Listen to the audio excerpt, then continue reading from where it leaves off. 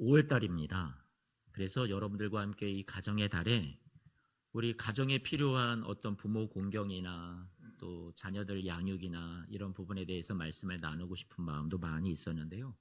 오래전부터 제 마음속에 계속 마음에 어떤 다가오는 그런 부담과 그리고 이 말씀을 전해야 되나 싶은 그런 하나님이 주시는 감동이라고 그렇게 표현을 할 수 있을까요? 감히 표현하자면 그럴 수 있는데요. 그런 주제가 있었습니다. 그것은 고난이었습니다. 고난. 5월 달의 분위기와는 좀 잘 맞지 않는 것 같지만 이 5월에 여러분들과 함께 몇 번에 걸쳐서 고난에 대해서 말씀을 나누고 싶은 마음이 강하게 들었습니다. 가정의 달이고 하나님은 우리의 아버지가 되시고 우리의 어버이가 되시는 분입니다. 그런데 우리에게 피할 수 없는 고난이 있는 여러분의 현실 속에서 우리의 어버이 되시는 하나님 아버지는 어떠한 심경으로 여러분들을 지금도 위하고 계시고 여러분들을 응원하고 계시고 여러분들에게 어떤 말씀을 전해주시는지를 이 가정의 달에 하나님 아버지의 마음을 우리가 같이 여러분들과 함께 나누면서 전해드리고 싶습니다. 그렇게 된 하나의 또 하나 계기가 있다면 저희 성도님들 가운데 또 어려운 분이 계세요. 여러 가지 고난이 찾아와서 지금 너무 상심 중에 계시는 분들이 또 계십니다. 그래서 그런 분들에게도 이 말씀을 통해서 이 어려운 시기에 다시 한번 하나님을 붙잡고 말씀을 붙잡고 힘들지만 그래도 그 진리 위에 서셨으면 하는 바람이 있고요. 아직 여러분들이 내가 그렇게 큰 고난도 없는데 하시는 분들이라 할지라도 언제 우리에게 고난이 찾아올지 모르니 우리가 이 말씀을 오늘 받아서 우리도 그 위에 서서 우리의 인생의 풍파가 불어올 때 우리가 흔들리지 않게 되는 우리 성도님들이 되시기를 바라는 마음에서 이 말씀을 준비했습니다. 그래서 오늘 말씀의 제목은 고통 속에 계신 아버지. 그래서 아버지의 마음을 여러분들에게 나누고 싶습니다.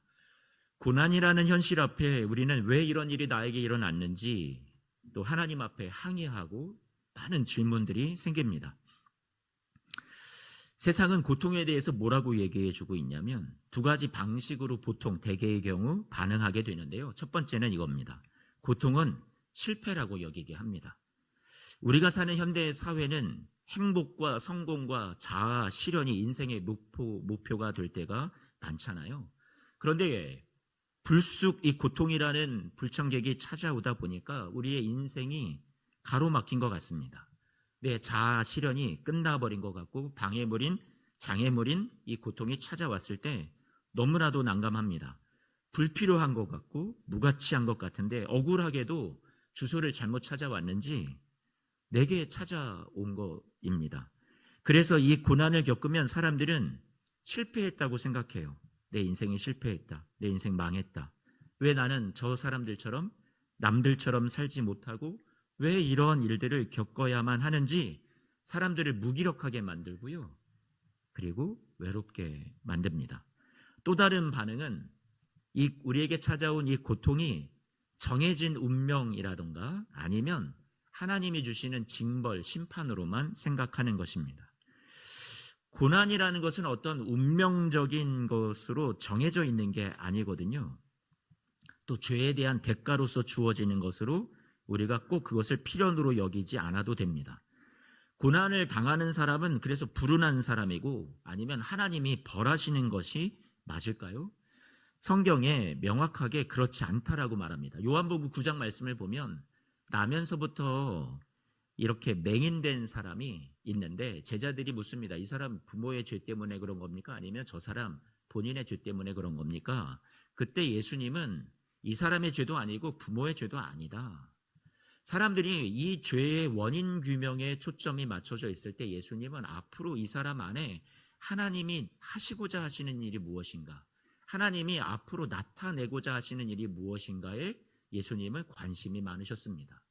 앞으로 이 불쌍한 이 힘든 연약한 인생을 위해서 하나님이 어떤 일을 앞으로 행하시고 이에게 소망을 주시고 회복을 주실지 예수님은 그것을 기대해야 된다라고 가르쳐 주십니다. 누가복음 13장 말씀을 보면 실로암 망대가 무너진 것을 통해서 많은 사람들이 죽게 됩니다. 재난이 왔죠. 우리 지금도 세상에 재난이 많은 것처럼 이런 재난이 일어났을 때 저들이 하나님 앞에 죄인이기 때문에 이런 재난이 일어난 것 아닙니까? 사람들이 다 그렇게 해석을 하고 있을 때 예수님은 그 사람들의 죄 때문에 이렇게 된 것이 아니라고 말씀해 주십니다. 이러한 시선들이 성경적인 관점이 아니라는 거예요. 성경은 고난을 죄의 결과로 보지 않습니다. 그리고 피해야 할 실패로만 보지 않습니다. 성경은 고난을 극복하고 이겨낼 수 있는 것으로 우리에게 말씀해 줍니다. 그런 관점을 우리에게 제공해 줍니다. 많은 사람들이 고난 중에 하나님 앞에 질문할 때, 울부짖을 때 그런 것들을 해서는 안 되는 것으로 생각하는 경우가 있습니다. 하지만 그렇지 않아요. 하나님은요, 여러분의 슬픔과 우리의 의문과 우리의 원망과 탄식을 다 받아주시는 분이세요. 넉넉하세요. 하나님 앞에서 따져도 되고요, 항의해도 되고요, 울어도 되고요, 하나님 앞에 그렇게 탄식해도 됩니다. 하나님 왜요? 라고 묻는 것도 불신앙의 행위가 아닙니다. 하나님은 이것을 귀하게 받아주십니다. 왜냐하면 시편에 있는 이 성경에 있는 많은 내용들이 시편의 거의 절반이 다 그런 삶의 모순 속에서 하나님 앞에 따져 묻고 많은 항의가 있습니다. 탄식이 있습니다. 절망합니다. 심지어 욕까지도 나옵니다. 그런데 그것을 하나님이 버리지 아니하시고요, 이 쓸데없는 이런 불신앙의 표현들 이러지 않으시고 이것을 성경에 하나님의 말씀의 책에 다 담으셨습니다. 그것은 무엇을 말하냐면 여러분의 신음도 탄식도 이해되지 않는다고 하나님 앞에 원망하는 그 모든 것을 하나님이 결코 가볍게 여기시는 것이 아니라 너무 귀하게 받으시고 간직하시고 담아내신다라는 뜻입니다. 하나님은 그것을 우리에게 알려주시죠. 그래서 많은 사람들이 다윗이 처음에 고백했지만 수많은 사람들이 후대에 하나님 내 삶도 똑같아요, 다윗이 고백했던 것처럼 내 삶도 이래요, 너무 힘들어요 했던 그 고백이 있습니다. 그게 뭐예요? 시편 말씀이죠.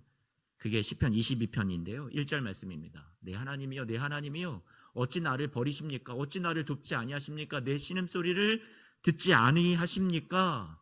탄식하는 이들의 이 고백, 이 공동체의 고백, 그것이 사람들의 고백만이 되게 하지 아니하시고 예수님도 이것이 귀하다라는 것을 우리에게 보여주십니다. 예수님조차도 십자가에서 이 시편의 말씀을 떠올리면서 사람들의 그 노래와 고백을, 탄식과 절규를 떠올리시면서 나도 그래 라고 예수님이 십자가에서 이 고백을 하셨습니다. 그러니 여러분, 우리도요 참지 말고요 토로했으면 좋겠어요. 다 쏟아내도 좋아요. 원망해도 좋고요, 탓해도 좋고요, 하나님 앞에 가지고 나와서 다 따졌으면 좋겠어요. 왜 침묵하십니까? 왜 돕지 아니하십니까? 왜 이 고통을 내게 주셨습니까? 이해할 수 없는 고난 속에서 우리는 다만 바라는 한 가지, 여러분들을 향한 소망이 있다면 하나님 앞에 나와서 이것을 꺼내놓으셨으면 좋겠어요. 혼자 끙끙거리지 마시고 절망하고 여러분들이 그렇게 외롭게 계시지 마시고 하나님 앞에 다 토해냈으면 좋겠어요. 우리는요 오늘 고난을 극복하고 이겨내는 힘을 키우기 위해서 우리 마음에 세웠으면 하는 그런 여러분들에게 4가지 기둥을 소개해 드리고 싶습니다. 이 기둥을 세우고 그 위에 여러분의 삶을 올려놓았으면 좋겠어요. 그래서 우리의 삶에 풍랑이 와도 흔들리지 않도록 바라는 마음에서 이 4가지 기둥을 소개합니다. 이 4가지 기둥은 성경에 나와 있는 진리고요, 우리가 고난을 견디는 것이 내 감정으로 되지 않아요. 내 의지로 되지 않아요. 여러분들이 이 기둥을 단단히 여러분의 삶에 내렸을 때, 세웠을 때 우리는 그 뼈대 위에서 아마 흔들리지 않는 견고한 신앙을 갖게 될 것이라 생각이 됩니다. 익히 잘하는 말씀입니다. 그런데 여러분들에게 오늘 다시 전하는 것은 한 번 더 확인하라고. 그리고 말씀이 그냥 책은 책일 뿐이요, 진리는 진리뿐이고 내 삶은 별개로 따로따로 그렇게 생각되는 여러분들의 모습이 있다면 오늘 다시 한번 이 말씀이 여러분의 삶에 긴밀하게 연결될 수 있도록 붙잡았으면 좋겠습니다. 한번 들어보시기를 바랍니다. 첫 번째입니다. 하나님이 우리의 고난에 대해서 흔들리지 않도록 이 네 가지를 여러분의 인생에 세우기를 원하십니다. 첫 번째는 하나님이 창조하신 세상이 여러분 선하였다라는 것입니다. 이게 분명한 진리예요. 하나님이 세상을 창조하시고서 보시기에 심히 좋았다라고 말씀하십니다. 하나님은 세상을 선하게 창조하셨어요. 아픔이, 질병이, 죽음이 처음부터 있지 않았다라는 거예요. 하나님의 의도가 아니었다라는 얘기입니다. 그런데 사람이 타락한 이후에 후차적으로 우리의 삶에 들어온 현실이 되었어요. 깨어진 세상이 되어서 죄가 들어오고 그로 말미암아 세상의 부산물로 고통이 찾아오게 되었다라는 거죠. 고통은 본래 창조하신 하나님의 선하신 세상 속에 있었던 것이 아닌데 침입자처럼 우리에게 벼랑간 찾아왔습니다. 하나님은 이 고통을 하나님께서 고의로 가지시고 우리를 괴롭히시는 데 쓰시는 분이 아닙니다.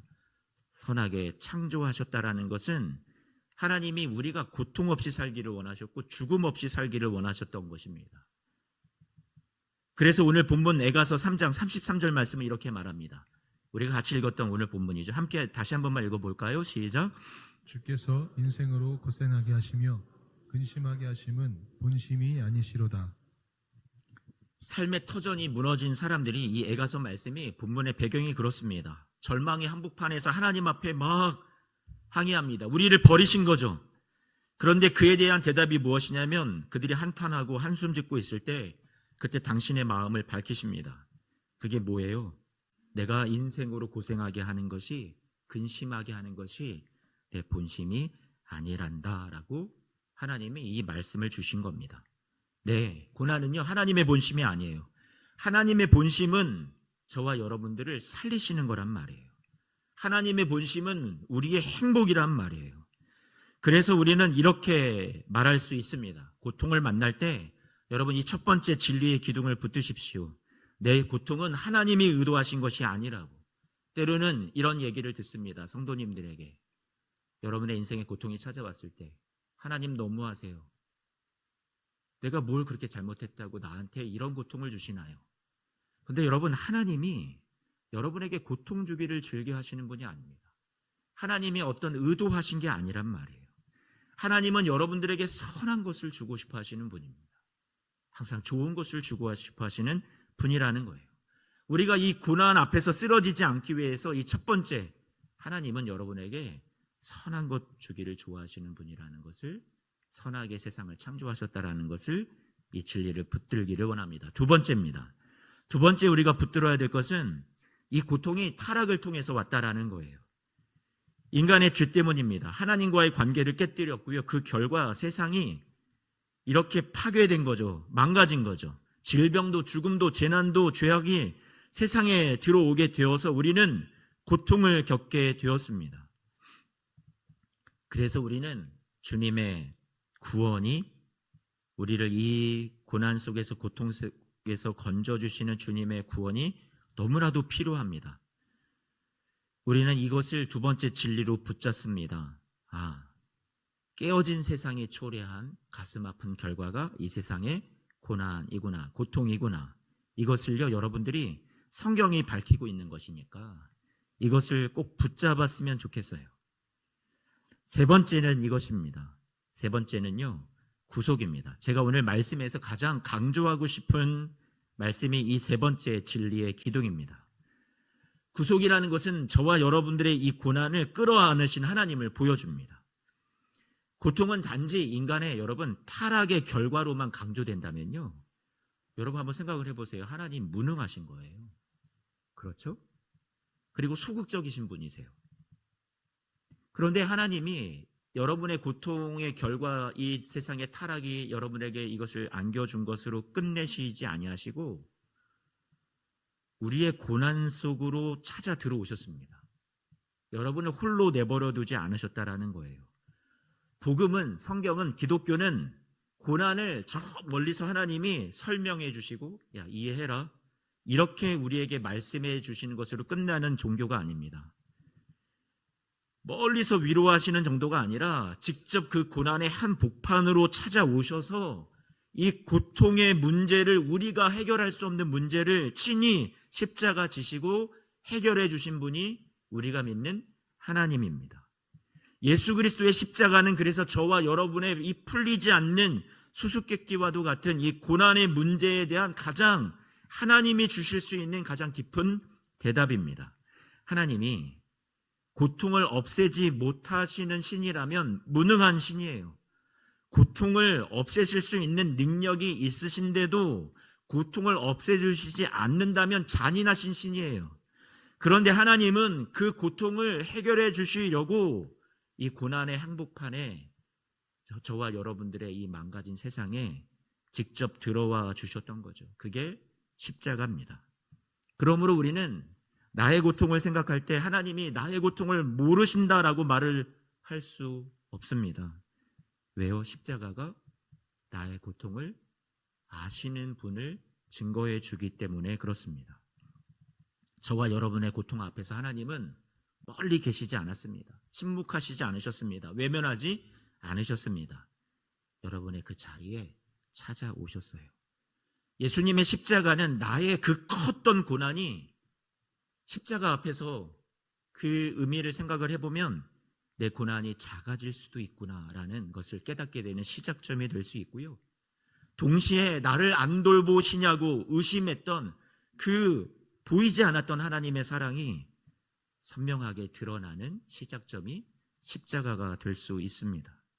우리는 이 고난으로부터 벗어날 수 없었는데 궁극적으로 이것을 우리에게 해결해 주시고 벗어날 수 있도록 도와주시기 위해서 예수님이 세상에 오셨고 배신당하시고 버림받으시고 채찍 맞으시고 가시관 쓰시고 십자가의 모진 고통을 다 겪으셨어요.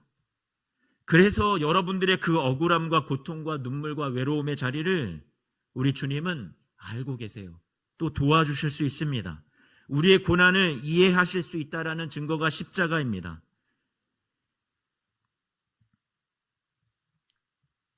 예수님의 십자가는 우리의 고난이 장차 어떻게, 지금 당장은 여전히 우리의 고난의 문제가 다 해결된 것 같지 않아 보이지만 어떻게 구속될 수 있는지를 보여주는 하나님의 해결 방법이었습니다. 십자가 사건이 여러분 어떻게 되었는지 한 번만 생각을 해보세요. 의인이 죽임을 당했습니다. 죄가 없으신 분이 죽임을 당했습니다. 저와 여러분들이 의롭게 살려고, 선하게 살려고, 나름 저와 여러분들이 볼 때 와, 저분은 저렇게 믿음으로 살았는데, 선하게 살았는데, 법 없이도 살 사람 같았는데 왜 저런 고난을 당해야지 하는 그런 일들이 있는 것처럼 예수님도 악이 없으셨던 분인데 가장 큰 불행을 당하십니다. 가장 큰 저주의 십자가에 저주받은 사람들이나 달리는, 가장 흉악한 범인들이나 달리는 그 십자가에 예수님이 억울하게 달리십니다. 하지만 그 가장 악이, 불행한 일이 하나님의 손에 들려졌을 때 우리 모든 인류를 구원하는 놀라운 선으로 바뀌게 됩니다. 예수님의 고난은 최악의 고난이었지만 그 고난이 우리를 구원하시는 최고의 선으로 바뀌어졌다라는 거예요. 십자가라는 것은 하나님이 이 고난을 통해서도 일하실 수 있다라는 가장 강력한 증거가 됩니다. 십자가는 고난이라는 것이 결코 실패로 끝나는 것이 아니라, 망하는 것으로 끝나는 것이 아니라, 죽음으로만 끝나는 것이 아니라 선으로도 끝날 수 있다는 것을 우리에게 알려주는 증거가 됩니다. 사랑하는 성도님들의 삶에도 하나님이 이 고난이 망하는 것으로, 실패로, 죽음으로만 끝나게 하지 않으실 겁니다. 왜요? 우리는 십자가를 보면 알 수 있기 때문에 그렇습니다. 그래서 로마서 8장 28절 말씀에 합력하여 선을 이루시는 하나님이라고 알려줍니다. 요셉이 자기가 인생의 고난을 겪고 형들로부터 배반을 당하고 팔려갔지만 나중에 후일에 가서 하나님을 깨닫게 됩니다. 하나님은 당신들이 나를 해하려 했지만 하나님은 그것을, 나쁜 일을 가지고 내 인생에 지워버렸으면 하는, 망하는 것 같은, 실패 같은 이 일을 가지고도 하나님은 이 악을 선으로 바꾸어 주셨습니다라고 자신의 인생을 그렇게 해석하고 결말을 맺게 됩니다. 사랑하는 성도 여러분, 여러분의 삶에 찾아온 고난을 아무짝에 쓸모없는 일을 괜히 겪게 하신 것으로 허무하게 끝나게 하실 분이 아닙니다. 하나님은 여러분들을 사랑하셔서 지금도 여러분의 삶에 찾아온 이 불행을 어떻게 하면 좋은 것으로 바꾸어 주실 수 있는지 지금도 일하고 계시는 분이 저와 여러분의 하나님이십니다. 로마서 8장 32절 말씀에 자기 아들을 아끼지 아니하시고 우리 모든 사람을 위해서 내주셨다라고 얘기하고 있어요. 이 선물을 받은 우리는 그래서 압니다. 앞으로도 어렵지만 이 말씀 띄워주세요. 우리에게 주어진 이 고통의 길을 끝까지 그 십자가 사랑을 신뢰하면서 걸어갈 수 있다라는 것을, 그래서 이 말씀이 우리에게 그것을 얘기해 주는 거예요. 하나님의 사랑을 우리가 믿는다면 앞으로의 여정도 고통이 있어도 그 사랑을 믿고 포기하지 않는 그 아버지 하나님 사랑 때문에 끝까지 걸어갈 수 있다고 응원해 주려고 이 말씀이 있습니다. 이사야서 49장 말씀에 사람들이 인생의 고난을 겪습니다. 그래서 포로 생활을 하게 돼요. 그럴 때 외칩니다. 하나님 앞에, 하나님이 우리를 버린 것 아닙니까? 그때 하나님의 대답입니다. 뭐라고 말씀하시냐면, 여인이 어찌 그 젖먹는 자식을 잊겠냐? 내 태에서 난 아들을 내가 긍휼히 여기지 않겠냐? 그들은 혹시 잊을지라도 나는 너를 잊지 아니할 거야. 내가 너를 내 손바닥에 새겼단다 라고 말씀합니다. 여기에서 긍휼히 여긴다라고 아까 우리가 말씀을 방금 15절 말씀에서 읽었는데, 긍휼히 여긴다라는 건, 긍휼은 히브리 말로 성경의 원문을 보면 라함이라고 쓰여 있는데 이거는 어머니의 자궁입니다. 여러분들이 뱃속에서 아기를 품고 그렇게 고통을 이겨나가시면서 그렇게 귀한 생명을 이 세상에 태어나게 하셨던 것처럼 지금 하나님이 저와 여러분들을 그 태에다가 품으시고 그렇게 모성애가 있는 것처럼 여러분의 삶을 돌보신다고, 여러분이 잊지 아니하신다라고 말씀하십니다. 그래서 시편 103편 말씀도 아버지가 자식을 긍휼히 여긴같이 여러분들 여기신대요. 호세아서 11장 8절 말씀에도 내가 어찌 너를 놓겠느냐, 내가 어찌 너를 버리겠느냐, 그렇게 말씀하십니다. 내 속에서 긍휼이 온전히 불붙는 듯이 일어난다라고 하나님이 여러분들에게 오늘 이 성경의 말씀을 가지고 여러분들에게 대신 당신의 마음을 전하십니다.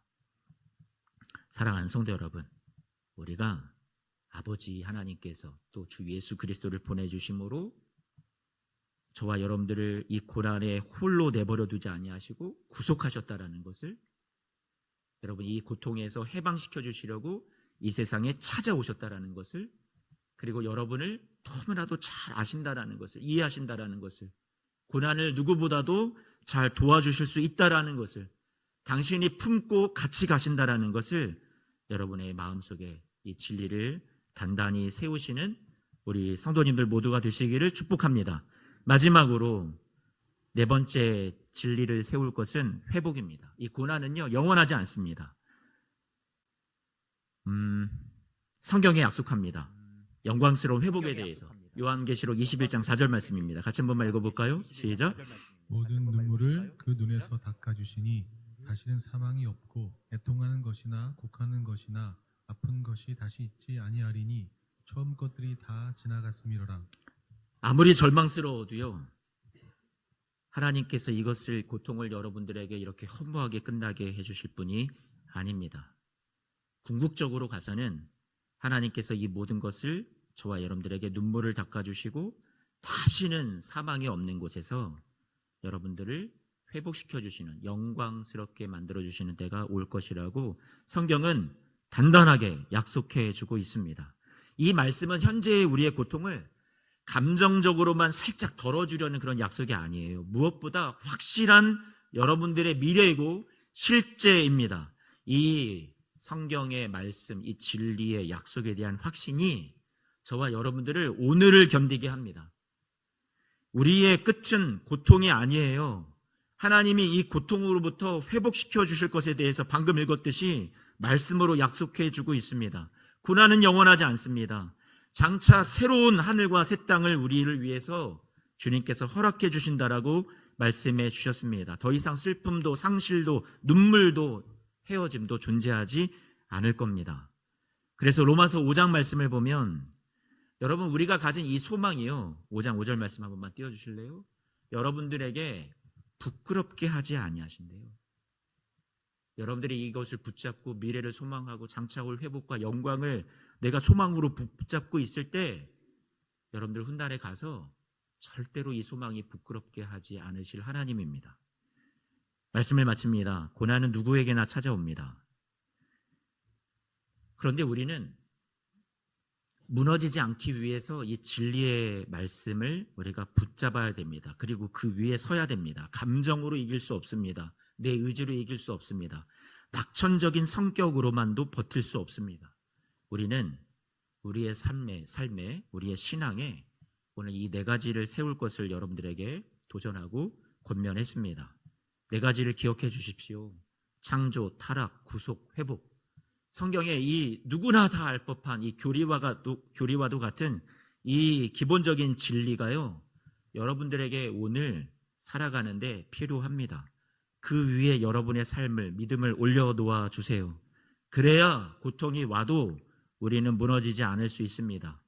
이 진리를 가지고 오늘을 살아내는 능력이 될 수 있도록 하십시오. 이 진리가 나와 상관없는 것처럼 단순히 성경에 나와 있는 죽은 문자가 되게 하지 말아주세요. 하나님 주신 이 말씀을 내 삶에 깊이 연결시켜서 그 말씀 위에 서십시오. 하나님이 세상을 창조하신 본래의 선한 목적을 여러분에게 말씀하셨습니다. 그 행복을 위해서 여러분을 창조하셨다고. 그런데 망가진 세상이 되었어요. 고통의 원인이 하나님께 있는 게 아니라 이 망가뜨려진 이 세상 속에 있습니다. 그런데 하나님이 두 손 놓고 방관하시고 소극적으로 하나님이 우리의 삶에 개입하지 않으시는 하나님이 아니라 이건 너 책임이야, 망가진 세상 탓이야 하지 않으시고 찾아오셨습니다. 그리고 십자가 져주셨어요. 우리를 위해서 이 고통을 해결해 주셨습니다. 하지만 여전히 우리는 최후 승리를 기다리면서 이 고통을 아직은 해결되지 않은 시간들을 보내야 합니다. 그런데 주님은 최후 승리가 있다고 분명히 약속해 주셨습니다. 그날까지, 우리의 눈에서 모든 눈물을 씻어주시는 그날까지, 우리의 고통을 완전히 종식시키시는 그날까지 여러분, 우리는 이 하나님이 동행해 주실 줄로 믿습니다. 그래서 오늘 말씀의 제목이 고통 속에 계시는 하나님이에요. 그 하나님이 여러분의 삶의 이 걸음걸음을 날마다 동행해 주실 줄로 믿습니다. 하나님이 여러분을 포기하지 아니하실 거예요. 우리의 고난의 이 고통의 끝이 죽음이라 할지라도 죽음이 끝이 아니라 우리의 끝은 부활이에요. 다시 만남이 있어요. 지금 흘리는 눈물은 반드시 닦이게 될 겁니다. 씻어주실 겁니다. 그래서 우리는 말할 수 있습니다. 하나님이 우리의 고통 속에 함께 하시고 마침내 우리의 고통을 끝내시고 영광으로 갚아주실 줄로 믿습니다. 이것이 저와 여러분들의 고백이 되시기를 축복합니다.